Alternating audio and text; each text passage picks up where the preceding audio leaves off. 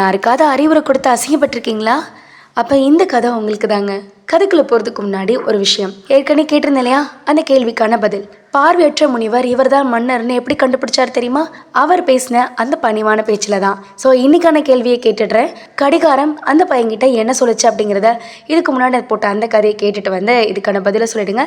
So ஒருவேளை நீங்கள் பதில் சொல்லலை அப்படின்னா நான் நாளைக்கு சொல்லிடுவேன். சரி, இன்னைக்கான கதைக்குள்ளே போயிடலாமா? ஒரு கதை சொல்கிற கேளுங்க தான் கேட்டுட்ருக்கீங்க. நான் அஜய் ஜீனத். இன்னும் நம்ம சேனலை சப்ஸ்கிரைப் பண்ணலைன்னா சீக்கிரமாக பண்ணிக்கோங்க. ஒரு காட்டில் பயங்கரமாக மழை பெஞ்சிட்ருக்குங்க.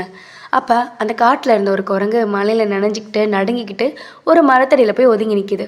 அந்த மரத்தில் இருந்த பறவை ஒன்று கூடு கட்டி தன்னோட குஞ்சுகளோட மழைக்கு நனையாமல் பாதுகாப்பாக உட்காந்துட்டு இந்த மரத்தை கீழே குரங்கு பண்ணுறதெல்லாம் பார்த்துட்ருக்கு. அதுக்கு குரங்கு நடுங்கிக்கிட்டே இருந்ததும் அப்படியே இறக்கம் வந்துருச்சு. என்ன பண்ணுறதுன்னு தெரில. உடனே குரங்காரே என்னை பாருங்களேன், வெயில் மலையிலேருந்து என்னையும் குஞ்சுகளையும் காப்பாற்றிக்கிறதுக்கு நான் கூடு கட்டியிருக்கேன். அதனால தான் இந்த மலையிலையும் நாங்கள் சந்தோஷமாக இருக்கோம். நீங்களும் அப்படி ஒரு பாதுகாப்பான கூடு செஞ்சுக்கலாம்ல. கூடு இருந்தால் நீங்கள் இப்படி நனைய மாட்டீங்கல்ல அப்படின்னு புத்தி சொல்லிச்சு. அதுக்கு அந்த குரங்கு என்ன தெரியுமா பண்ணுச்சு?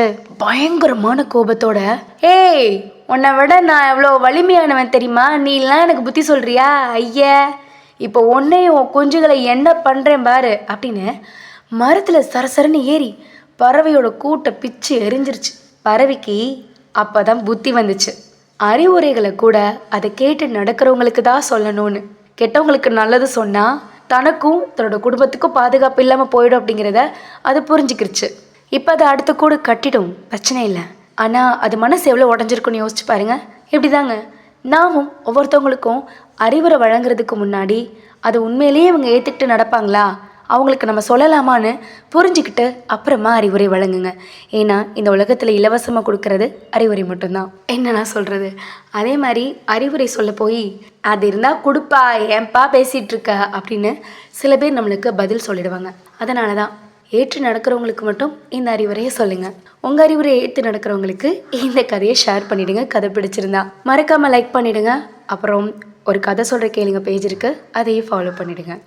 மீண்டும் இதே மாதிரி இன்னொரு கதையில் சந்திக்கும் வரை உங்களிடமிருந்து விடைபெறுவது நான் ஜீனத். நன்றி.